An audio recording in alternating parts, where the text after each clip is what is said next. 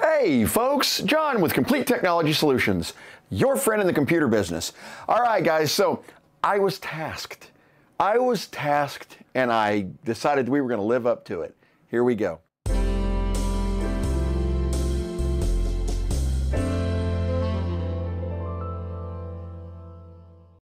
All right guys, so I had a viewer on my other channel, on the main channel, that was trying to have a computer built for his daughter specifically to play the game Valorant. Now, if a lot of you guys don't know what that is, it's kind of a first-person shooter. It's online for the most part. Well, actually, totally it's online. And it's kind of reminiscent of like Fortnite and stuff like that. But it's not a difficult game to play. So we were trying to keep this under a budget. Well, as it turns out, I had a few components already and we were ready to build the system. So what a great opportunity to test a couple different components. So the motherboard that we're going to be using over here is the ASRock B550. Now guys, I have actually used this in a lot of different builds before. This is a micro ATX board. We've got a 1 terabyte M.2 drive in here, 16 gigabytes of RAM. And guys, the beauty of this is we're using a Ryzen 5600G processor on this. Now that's going to give her the speed to play Valorant, but more importantly, it gives us the onboard Ryzen graphics so we don't have to add on a video card. However, if she does choose to add a video card in the future, we do have one slot available for a video card. That's really cool. In other words, we're going to have the ability to play the game that she wants to right off the bat, and yet still have upgradability on the other side should she want to go any more powerful. So we're going to use this Apevia 650 power supply. By the way, guys, I will put links to this down in the description of all the stuff that we're using. Now, the reason I chose this particular power supply is because it is semi-modular. Now, for a lot of you guys, what that means, if you've got a fully modular power supply, your power supply literally has no cabling coming off the back of it, and you've got a bunch of connections in it, so you only connect up what you need. A semi-modular means that your direct power connection down to the motherboard and the connection, actually both connections to the motherboard, one to the ATX and one over to the little 4 or 8 prong, both of those are built in, but every other one is actually, you only use what you need. Now, the reason I chose that, guys, you see the size of this case? This is the Jonsbo C6 Case, micro ATX. Guys, I cannot tell you how light that is. I mean, that is a serious, in fact, I'd be willing to bet the power supply weighs as much as the case, if not more. But the reason I selected this case, it was designed for this motherboard. It does give them the 1 slot expansion if they do want to add another video card in the future. And it takes a full-size power supply instead of a Pico. That was a big deal to me. I wanted to make sure that we were overpowered and not underpowered in this scenario for, once again, future upgrades. Pretty cool, right? So let's go ahead. I want to unbox this Jonsbo and let's see what we've got in this box. All right, guys. So as I get into this thing, I want to thank you guys for going to the other channel and checking it out. It really means a lot to me, and I know that a lot of the people on the other channel are coming over here too. We're getting back into our full-on geeky goodness over here. So if you want to check out that other channel, I will put links down in the description down there. So please take a look at it. You may find something you like over there. All right, cracking this open here, guys. And right off the bat, looks like we get an instruction sheet. Okay, so this looks like we've got multi-panels and they look like they may be magnetic. That's one thing that I do like. That means that this case is going to be a lot easier to maintain and clean. So let's see, nothing else in here. Pulling out our little phone. Got to save this because it's got to be shipped to them in this. All right. And guys, that case is so light. The plastic is barely hanging on one corner, and it's so light that it just came right on up. All right. There we go. And let's get the box off our desk here. And here we go. This is the Jonsbo case in all of its goodness. And sure enough, guys, they look like they are removable. How do you remove them? Oh, they are. They've got little clips on them. And those are little, like the push-in clips. And there are holes that correspond to it. So we're going to pull off these case sides here because that'll be a lot easier to get into and work on this. Oh yeah, this is great, guys. Check this out. You can literally disassemble the entire case to get into it for building. And it's going to make it a whole lot easier to mount all this stuff.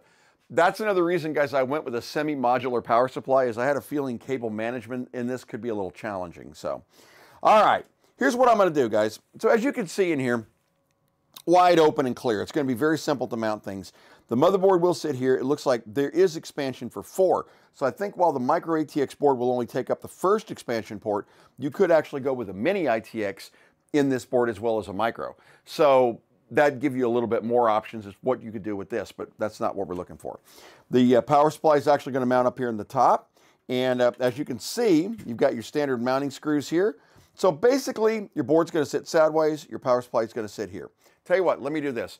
I'm going to go ahead and I'm going to get the motherboard mounted, and then we'll be right back with you. Here we go. All right, guys, so as you can see, we've actually got our motherboard mounted in this case. Guys, I got to tell you, that was probably the easiest motherboard mounting I have ever seen. It literally just kind of drops into place. This wide open build aspect thing is really, really nice. So literally it was just set it into place and you're ready to go. I can see how getting some things configured and in place is going to be a little bit challenging just because of how big the power supply is, but we'll get that in a minute.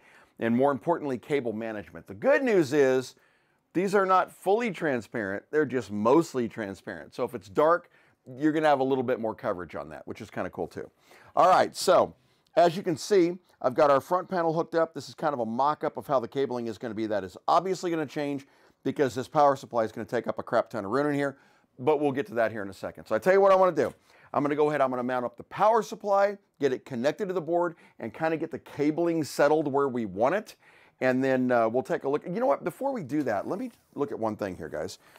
So this is that Apevia power supply that we were talking about, all right? Let's open this thing up and kind of get a look at what we're talking about as far as cabling. Okay, so here's the Apevia Essence power supply. User manual. Yeah.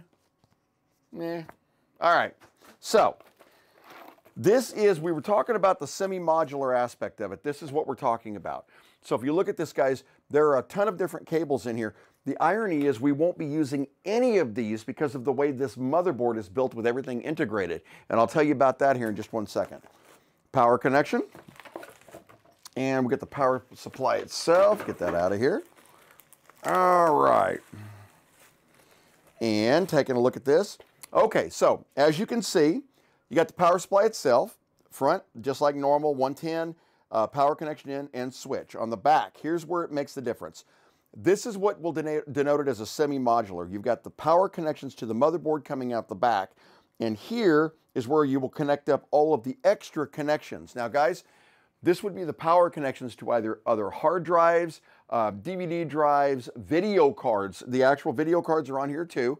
None of that we're going to need. It's all integrated onto this motherboard. So basically, these two cables are going to drive this system. Now, we will include these in the box because should she decide she wants to add on another video card, or say she wants to add on some more hard drives, it will actually support 3 hard drives, actually 4, if you could find a place to put them in the system here. And it looks like there are a couple of high-end or high-side mounting bays for it. It'd be a little challenging because it's kind of small. But the book also says that it does support up to 4 drives, so we'd have to look at that.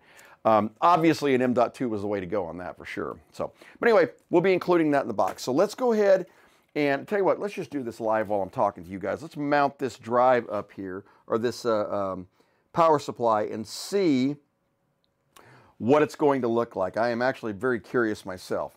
Okay, so let's go ahead. It's going to go right here. There we go. And one other thing about this, guys, I am curious to see, it's going to vent that air. Okay, there it is. It's going to vent the air out the side. That's something I was really curious about. It comes with thumb screws on this power supply, which I have not actually seen in quite a while. So let's grab those. Where'd they go? There they are. And, you know, guys, I don't like that. I'm going to mount this.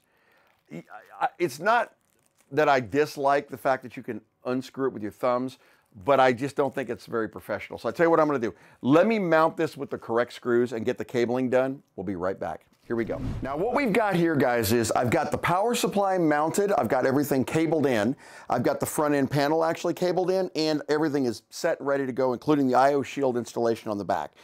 One other thing that's nice about this particular motherboard, other than the fact that you've got an M.2 hard drive, so you don't have to worry about external drives, it does have integrated Wi-Fi, which is another great thing, which is why these little antennas were sitting here, so I didn't forget to put those in the pack for her. But That is another really nice thing about this, so you don't have to worry about yet another card or yet another dongle sticking out of the back of your machine. It is a self-contained unit, which is really, really nice. As you guys can see, we've actually got everything mounted in the case here, and I'm going to kind of give you a view of this from the top looking down. So the bottom is over here.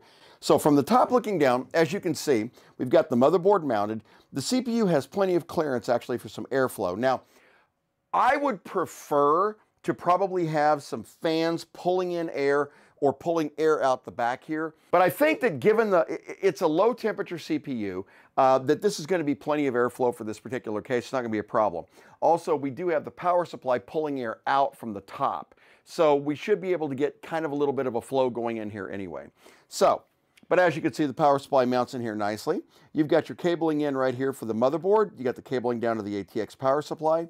Over here, if you guys can actually see that down in there, hopefully you're able to, you've actually got your connections for your motherboard and your USB 3.0 on the front. Aside from that, guys, that's it.